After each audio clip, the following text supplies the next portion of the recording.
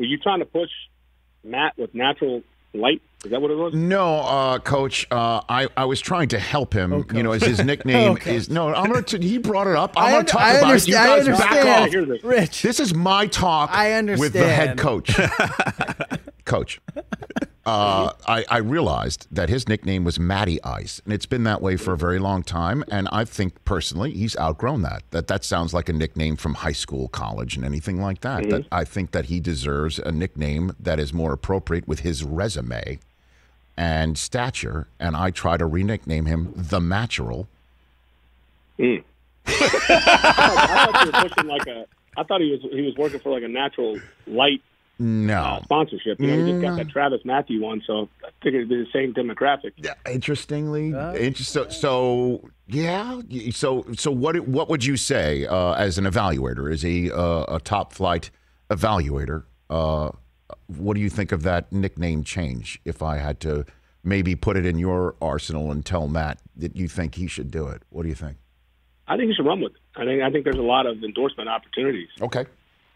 I think it's a good idea, too. I really do. Okay, very good. Just if you want at all, at any point today, go to him and say, I spoke to Rich. I think you should go with the Mattural and just and just see how that flies.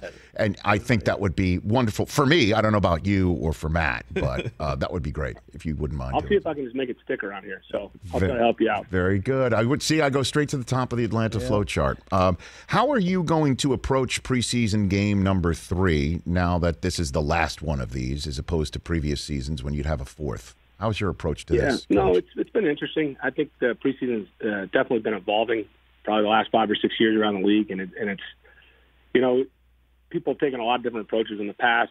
I think it was pretty standard, and the third one was kind of people used to call it the dress rehearsal. But now with the added game, you've got 2 weeks.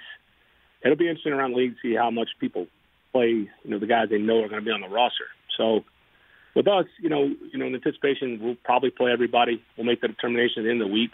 But as a staff, we're not going in some heavy game plan, but we need to get in the rhythm of what our in-season schedule because we're year one. So it'll be kind of a hybrid. We're not going to go crazy the game plan, but more likely we'll probably play just about everybody. So Matt Ryan, the Mattural, he will get a snap or two on Sunday night? We'll make that determination by the end of the week. Okay. But, we're going to get all these guys ready to go, and we'll see if we put the Mattural in there. Thank you, sir, for using that in a sentence. That means a lot to me. You have no idea what that means to me. Thank you. Trying to help you out. Thank you. The rest of the crew is lamenting because Are they cringing? Are they? Yeah, yes, all of that. Yes. You got to move on. Oh, this is the greatest thing ever. No, it's not the greatest thing. No, Rich, it is Coach, not the greatest not thing what ever. you have done. Let me tell you something. It is not the greatest thing I understand the door is shut.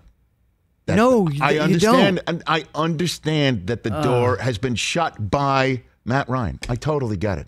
Sorry, Rich Eisen. But to actually now bring his head coach into it. But I don't know if he's humoring me.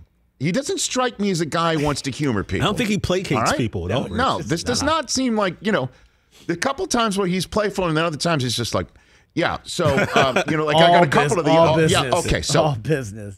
Which, by the way, kudos to the Atlanta Falcons. They got themselves somebody who's going to be. He's great. I know you've got to be fired up in your household. Sarah's so excited. I mean, okay. Okay. Taylor just called in. Excuse me. If I can actually now take this to such a subversive level that the head coach is now involved and throwing it in there. What if his teammates kind of like it? What if his teammates start calling him that because they love that the coach did this and they know it upsets him?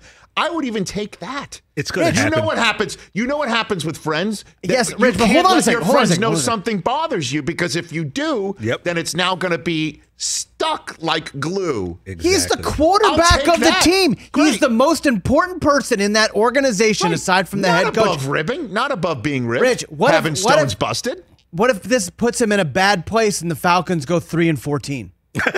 then they're in such a problem that this could actually sink their season, Christopher. But no, because Matt has said repeatedly for the last decade that he doesn't like it. and you just keep going and going and going. And what if it just sends him into such a spiral that it tanks the rest of his career? You've had a front row seat to this, perhaps more than anybody not named Mariucci, Warner, or Irvin. And my stance is very well I understand that. There is not a single time he said, I don't like it. He's never said that. Because he's a polite gentleman from Boston College. He doesn't prefer it. He's not into it. Move on. I love you. You got to move on, even though that drop has been like memorialized here on the Rich Eisen Show without the I love you, but with all due respect. Thank you. The coach, dude, if the coach now does it, you know we're going to talk to Matt Ryan in the next several weeks. You know it. And if Arthur Smith brings it up, come on. That's next level. That you got to admit, you have to at least admit it's next level. I will not admit it because Matt hates it. Incorporating the coach in the whole thing. I'm not as mad as he is. I like your style. That's something I would have done. Why do you think he's so mad? I don't know. Why do you think he's so mad about it? He doesn't like the nickname. We know that. He knows the Letterman school of comedy, which is to take something, joke about it 10 more times, and then beat it to death. And now I've taken it something and beaten it to death for like 8 straight years. But when the person himself has... Yeah, but that makes it better. No, it doesn't. It sure does. No, because a lot of times you don't initially sign off on your own nickname, right? All I know is the head coach says he's going to go he used it in the form of a sentence. Like it was like a spelling bee. Like, you know what I mean? Instead of spelling it out, like, can you say it in the form of a sentence? He used it like casually. He got it. And he understands how you use it in a sentence and how you can just drop it casually if he does that for even a split second to Matt Ryan and in a team meeting. And Coach also looked at that's all I want. He also looked at the branding opportunities of the nickname too, so that's where his mind went. Do they even make those beers anymore? Yeah, I think Natty Ice is actually getting discontinued. So the nickname can bring it back. Like the nickname. He doesn't need a nickname. He's a grown man. We all need nicknames, Iceman. Come on. Nobody here's a fighter pilot. Come on, Brody. Hey, you watched all the way to the end. Thanks for that. Watch more right here.